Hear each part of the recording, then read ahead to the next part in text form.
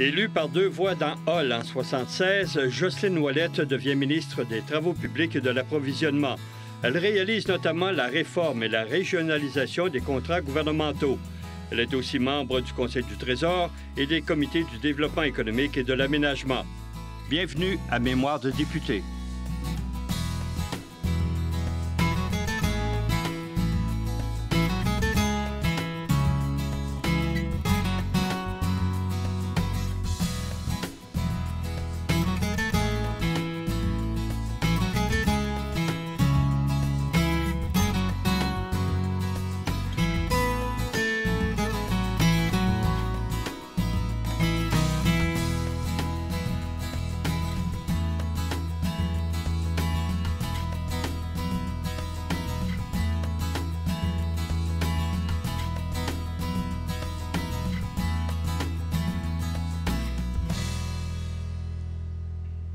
Bonjour, Mme Ouellette. Bonjour. Vous étiez l'une des 2 femmes qui siégeaient au Conseil des ministres, Mme Lise Payette et vous-même.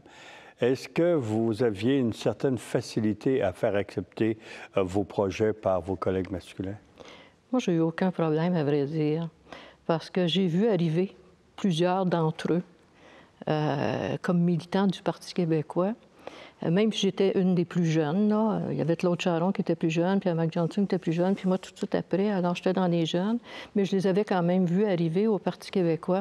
Je m'entendais très bien avec M. Lévesque, j'avais appris à le décoder quand j'étais à l'exécutif national. C'est pour ça que, je l'ai déjà dit souvent, on a pu être un gouvernement aussi efficace dès 1976 parce qu'on avait appris alors membres de l'exécutif national, à travailler ensemble.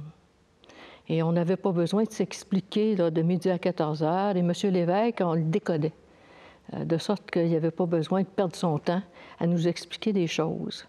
Alors, moi, je m'entendais bien avec M. Lévesque, je m'entendais bien avec le ministre des Finances et le président du Conseil du Trésor. Je siégeais au Conseil du Trésor, mais aussi, bien avant la prise de pouvoir du Parti québécois, on avait travaillé par région à l'exécutif national.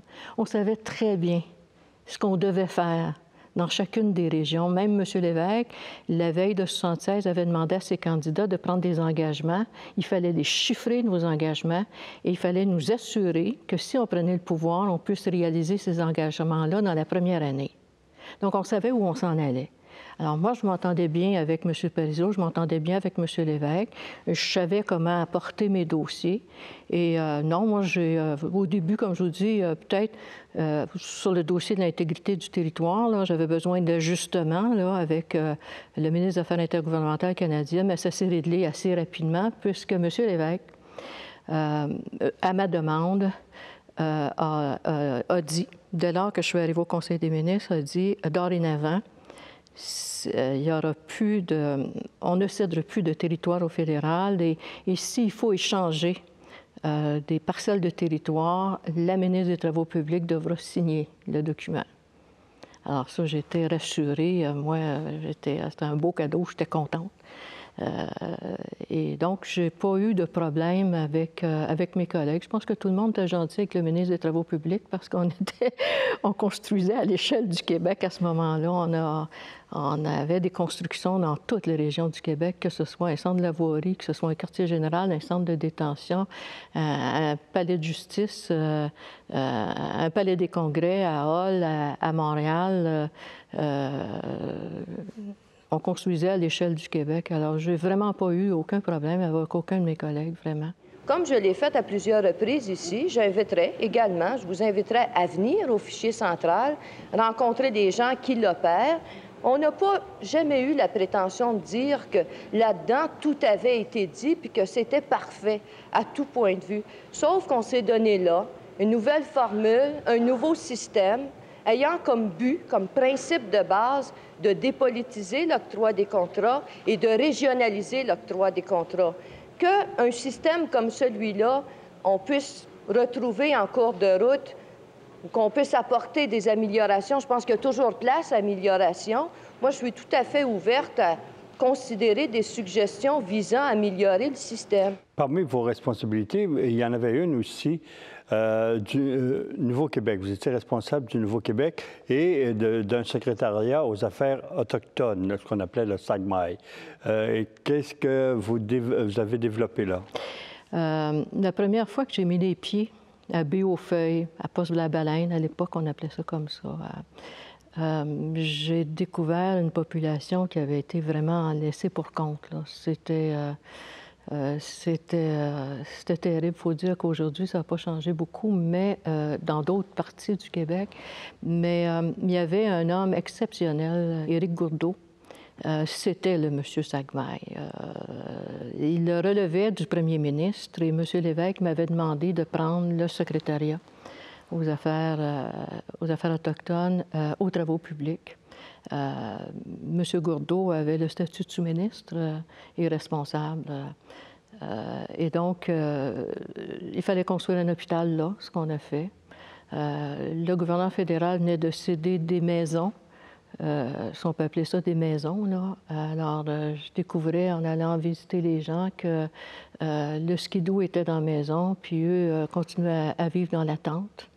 Il y avait besoin... Et ça, c'est pas de la légende, ça? Non, non, c'était vrai à l'époque, il faut dire. Là. À l'époque, je parle de 1978, là, 79, 80.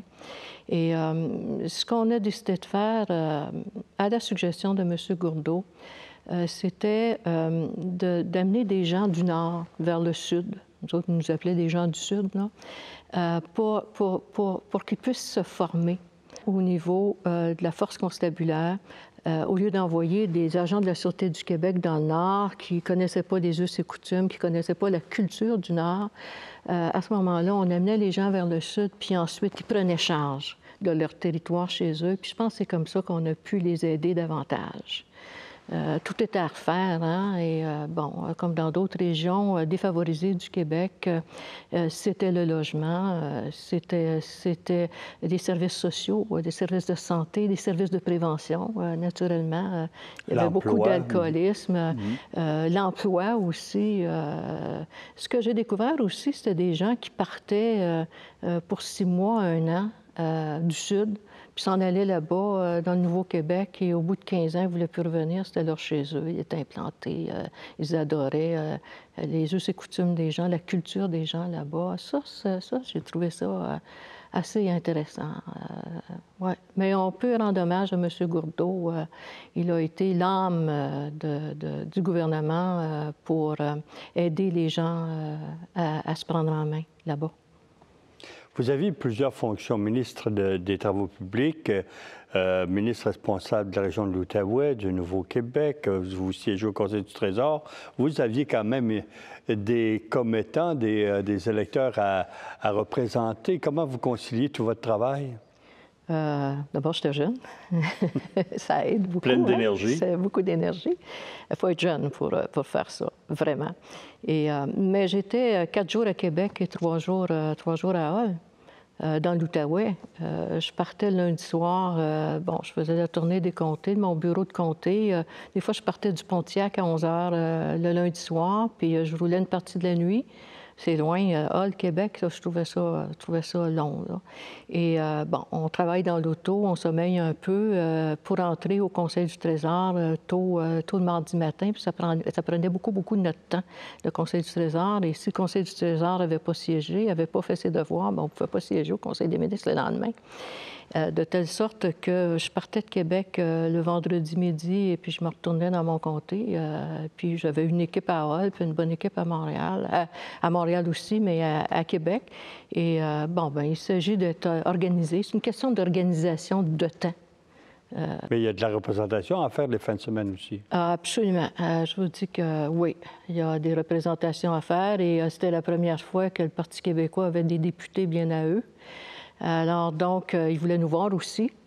Les électeurs, on avait pris des engagements, puis on était d'abord et avant tout des employés des électeurs, parce que ce sont des électeurs qui payent le salaire des députés, alors il faut être présent.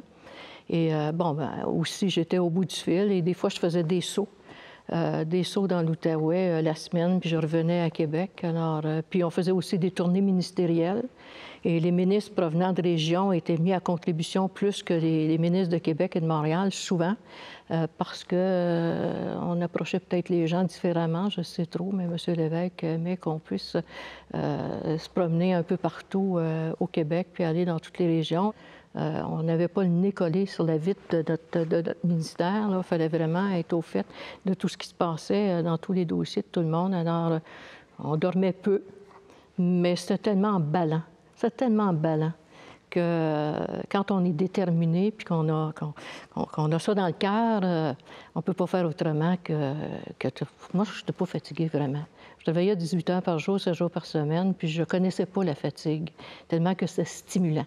C'était une époque, écoutez, j'ai été bénie des dieux de pouvoir vivre cette époque-là. C'était assez extraordinaire, parce que M. l'évêque aussi nous faisait sortir ce qu'on avait de meilleur en nous. C'était un vrai leader, hein? Alors, il nous permettait le dépassement. Écoutez, y a-t-il quelque chose quand tu es dans la trentaine qui est plus emballant que ça? Alors, vous avez, dans votre région, dans votre ville même, constaté que les équipements culturels, il n'y en avait pas beaucoup lorsque vous êtes devenu député. Comment vous avez corrigé ça? Il y avait le Centre national des arts à Ottawa, c'était à peu près ça. Alors, donc, il fallait accompagner les différents théâtres, des théâtres de poche, des théâtres des Fils du Roi, différentes troupes de théâtre. Il y avait la bibliothèque centrale de près de l'Outaouais qui faisait vraiment pitié. Alors, il fallait vraiment accompagner cette bibliothèque-là. Alors, c'était sur des dossiers ponctuels, précis. Quand je vous disais qu'il fallait reconstruire le tissu social, économique, mais il fallait construire aussi le tissu culturel de l'Outaouais et de Hull en particulier, à cause de toutes ces démolitions, de ces expropriations. Il fallait leur donner un coup de main. Puis il y avait aussi la politique du 1 % que j'avais décidé de... D'ouvrages culturels dans les édifices gouvernementaux. Oui. Alors, ça permettait aux artistes... Oui, c'était l'intégration des œuvres d'art dans les édifices gouvernementaux. Alors, ça permettait aux artistes de toutes les régions, étant donné qu'on construisait à l'échelle du Québec, ça a été une période de un grand chantier de construction dans tous les domaines. Alors, donc, on invitait les artistes à intégrer leur œuvre d'art et à cet égard-là, la plus belle preuve, la plus belle intégration d'une œuvre d'art, c'est Marcel Ferron qui l'a réalisé dans l'édifice, le Palais de justice de Granby. C'est absolument exceptionnel ce qu'elle a réalisé là. Alors, on voyait des artistes connus comme Marcel Ferron et d'autres artistes en région moins connus qui se sont fait connaître comme ça. Ça permettait d'intégrer, comme je vous dis, les œuvres d'art au bâtiment, mais ça permettait aux artistes aussi de gagner leur vie puis de se faire connaître. Et tout le monde en profitait. Les mois ont passé, vous étiez très enthousiaste dans vos fonctions ministérielles, mais là, le référendum de 80 approchait. Vous aviez déjà siégé à l'exécutif national, vous connaissiez la structure du PQ. Qu'est-ce que vous avez fait dans la préparation du référendum de 80? Bien, pour la région, dans le référendum de 80, la question a été posée et discutée au Conseil des ministres. Et je vous assure que la question telle que formulée par le gouvernement est des plus pertinentes. S'il est une région pour qui la présence québécoise et la présence fédérale se traduisent et s'expriment tous les jours de la semaine dans le quotidien vécu, c'est bien l'Outaouais. Je trouve claire et tout à fait opportune cette question qui, je le répète, permettra aux Québécois, aux gens de l'Outaouais donc, d'agir positivement sur leur avenir, leur devenir collectif. Égalité des peuples, souveraineté et association économique, entente Québec-Canada, oui, c'est en pensant à ceux qui ont fait l'Outaouais et en regardant l'avenir que j'y crois, persuadé qu'un oui, en établissant une base solide de véritables relations exercées dans le respect, la dignité, de véritables relations et la reconnaissance également mutuelle des populations en cause, oui. Un oui des Québécois au mandat de négocier, c'est l'acceptation pour les Québécois, y compris les gens de l'Outaouais, de prendre, eux, leurs décisions sur ce qui leur appartient. Voilà, Monsieur le Président, le sens du oui que nous, gens de l'Outaouais, donnerons à cette question. Et après ça, chacun a pris son bâton de terrain, puis on est retourné dans chacune de nos régions. Et on était accompagnés aussi par des équipes là, de présidents du comité du oui, etc. Moi, c'était le dossier sur l'intégration des fonctionnaires fédéraux. Mais étant donné qu'on allait chercher simplement un mandat pour négocier une nouvelle entente, c'était pas la souveraineté du Québec qu'on préconisait. Là. On ne demandait pas aux gens est-ce que oui ou non. On allait simplement négocier un mandat, une nouvelle entente. On demandait aux gens, voulez-vous nous donner le mandat de négocier une nouvelle entente? Mon dossier sur l'intégration des fonctionnaires fédéraux dans la perspective d'un Québec souverain, là, il fallait que j'attende un peu avant de le déposer, même s'il était tout à fait prêt, parce qu'on y avait travaillé, le ministre de la fonction publique, le ministre d'État à l'aménagement. On avait travaillé sur un document. Ça pouvait faire peur autant à Québec, aux fonctionnaires de Québec, aux fonctionnaires de l'Outaouais? C'est-à-dire que dans l'Outaouais, les gens n'auraient pas eu peur parce que ce qui était préconisé, puis un jour, on va le sortir, puis on va actualiser les chiffres, et puis la base est là, vraiment. Mais il y a un certain collègue ou deux de Québec qui avaient peur qu'en bougeant ce dossier-là, en sortant ce dossier-là, que les gens de Québec prennent peur et qu'ils s'imaginent qu'on allait leur enlever leur emploi. Alors, c'est pas ce dont on parlait. On parlait d'en créer avec des nouveaux ministères, en sachant que la Ville de Hull et le comité interministériel sur lequel j'ai siégé l'avaient clairement identifié. La Ville de Hull, le comté de Hull, va servir de tremplin aux négociations Québec-Canada. Et en ça, il y a des ministères qui n'existent pas au Québec qu'on va devoir créer. Alors, on l'avait quantifié, le dossier qu'on avait présenté la veille de 76, on l'avait actualisé avec une équipe de spécialistes à Québec là, qui avait travaillé pendant 2 ans de temps là-dessus. Alors, on avait réponse à toutes les questions, mais ce n'était pas le moment de le déposer. Alors, c'est sûr que cet outil-là, qui est important pour moi lors du référendum, surtout dans la région de l'Outaouais, je ne pouvais pas en disposer. Est-ce que c'est ça qui explique que le non l'a emporté par le 2/3 des voix dans l'Outaouais? Peut-être, je ne sais pas. Je ne sais pas. On n'a pas fait une analyse exhaustive. Dans d'autres régions du Québec, ça a été la même chose, alors que dans d'autres, ils ont eu 65 peut-être bien, oui. Peut-être bien, oui. C'est sûr que cet outil absolument indispensable dont j'avais besoin, mais qui était trop avant-gardiste pour le moment, pour ce moment-là, compte tenu de la question que nous posions, c'est sûr que l'outil me manquait. Alors... Vous avez sûrement été déçu du résultat global en 80, mais est-ce que ça remettait votre engagement politique en question? Pas du tout. Pas du tout? Bon, non. Quand on a des convictions profondes là, et qu'on sait que la seule façon de s'en sortir, c'est de passer par la souveraineté du Québec, c'est la seule façon de grandir. Non, je n'ai jamais remis en question après ça, pas du tout. Les élections en 81, un an après le référendum, vous êtes lancé encore dans la campagne. Cette fois-là, vous aviez comme adversaire le maire de Hull, Gilles Rochelot. Celui qui avait voulu être candidat du Parti québécois dans Gatineau puis qui s'est présenté pour l'Union nationale le lendemain, non? En 70? En 70, oui. Bon. Alors là, il était contre vous. Et en 76, vous aviez eu Oswald Parent, le ministre, comme adversaire. Là, vous aviez le maire de Hull. C'était la même organisation. C'était le même genre de campagne? Monsieur Rochelot, que j'ignorais. J'ignorais M. Rochelot quand il parlait parce que j'étais grossier. Et j'avais décidé que j'avais autre chose à faire que de perdre mon temps à lui répondre. Alors, je l'ai ignoré, ce qui me mettait en beau fusil, là. Alors, il a été élu en 81, député libéral du comté de Hull. Puis ensuite, il s'est présenté député libéral fédéral. Puis après ça, il a démissionné de tout ça, puis s'est présenté pour le Bloc québécois, puis il a été défait. pour revenir à l'élection de 81, vous-même, qu'est-ce que vous avez présenté comme engagement, comme programme électoral? Bien, de faire de l'Outaouais une véritable capitale régionale, et on continuait sur la lancée. Écoutez, je pense que j'ai vécu en 4 ans et demi à peu près ce qu'on vit en 10 ans. C'était intense. Il fallait toucher à tout, il fallait tout faire. Il fallait construire, reconstruire une ville qui avait été démolie.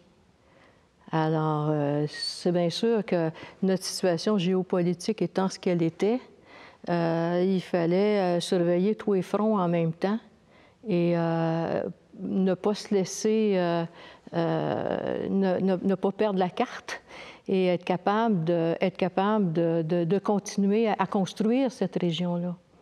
Et les gens me connaissaient bien parce que, regardez, en 1970, le Parti québécois a eu à peu près 3200 votes. En 1973, à peu près 6000 votes. En 1976, 12 222 votes. On avait fait un gros saut. Et en 1981, 15 116 votes. Alors, on avait progressé beaucoup. Pour une région qui, au début, en 1976, était considérée pour le Parti québécois comme une région Z, pas prenable. Je trouve que les gens de l'Outaouais se sont arrimés rapidement au Québec parce qu'ils étaient plus virés à Ottawa, pour toutes les raisons qu'on connaît, parce qu'on avait laissé l'Outaouais se faire adopter par Ottawa.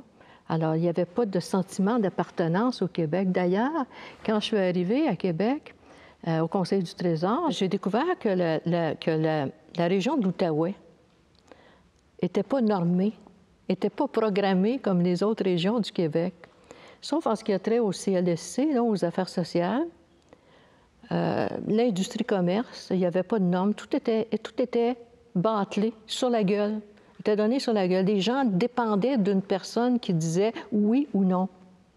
Dépendait de la personne qui, le samedi matin, quand les gens passaient à son bureau de comté, remettait des chèques. Quand je suis arrivée comme députée, des gens de la police de Hull et de la Sûreté du Québec, surtout les policiers de Hull, sont venus me demander quelles étaient mes directives. J'ai dit, je n'ai pas de directives à vous donner, je ne suis pas une policière, moi, puis je ne suis pas votre patron.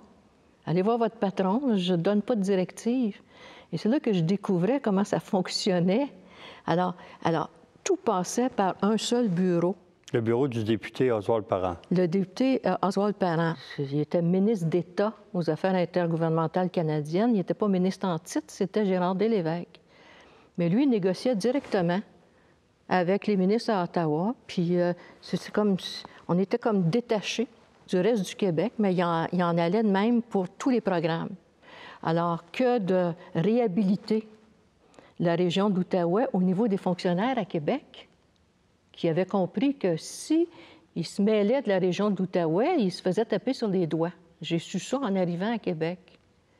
Alors là, dire non, non, on existe nous autres aussi, on est une des régions importantes du Québec, et s'il y a tel programme pour les autres régions, nous autres aussi, on veut en faire partie, et recommencer tranquillement à réhabiliter cette région-là. C'était tout un travail, hein? Et ça, c'est les premiers mois de votre arrivée à Québec où vous avez replacé les choses. Oui, mais ça ne prend pas juste 1 mois, puis ça ne prend pas juste 6 mois. J'ai fait ça pendant rappeler constamment aux gens, aux fonctionnaires, oh, on existe nous autres aussi, là. Il va falloir que vous nous comptiez comme faisant partie du Québec aussi, là. Mm-hmm. C'était hallucinant. Aux élections de 81, au comptage des votes le soir, vous étiez majoritaire dans à peu près tous les bureaux de scrutin. Oui. Mais vous en avez perdu quelques-uns. Un bureau de scrutin qui a été... Bien, mon adversaire, cette bonne guerre, a été assez habile. D'abord, il est allé chercher un candidat indépendantiste indépendant, qui est allé grappigner là peut-être moins de 100 votes, mais quand même, ça compte quand c'est nez à nez. Aussi, il avait décidé d'engager à la ville de Hull, alors qu'il était maire, un animateur pour la communauté portugaise, qui détient la balance du pouvoir au fédéral, au municipal, au provincial, là. Alors, c'était un genre de ghetto qui était animé par un type qui était curé, qui a défroqué, qui venait des Essarts et qui s'était amené avec toute sa paroisse dans un quartier de Hull. Et donc, dans ce pôle-là, je n'ai pas eu le nombre de votes que j'aurais dû avoir.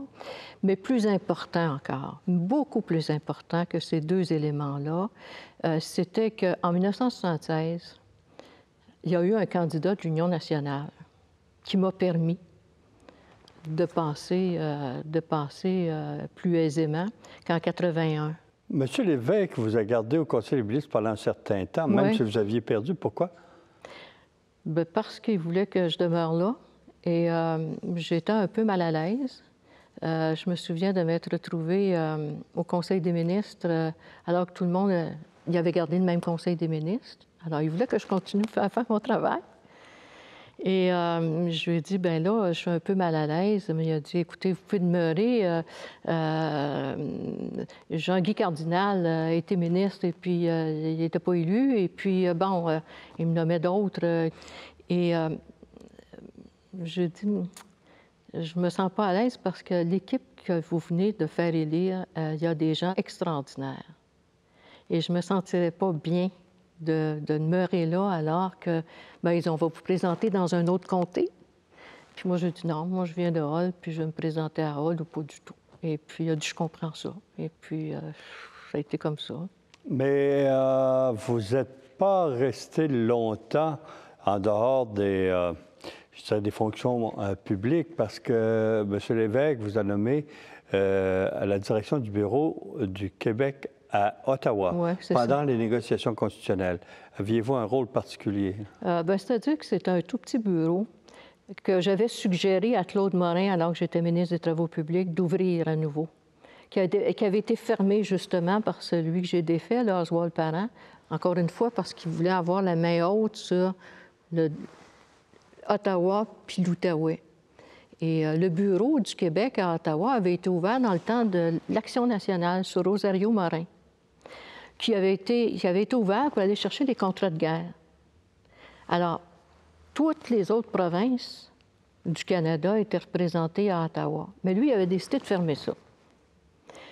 Alors, Claude Morin demandait constamment à ma secrétaire de comté d'aller chercher ce qu'il appelait en anglais des press releases, les communiqués de presse, d'aller chercher de la documentation là, factuelle à Ottawa. Et puis, je dis, garde là, ce serait peut-être bon que tu ouvres à nouveau le bureau du Québec à Ottawa. Mais je ne pensais pas qu'un jour, j'allais me retrouver là.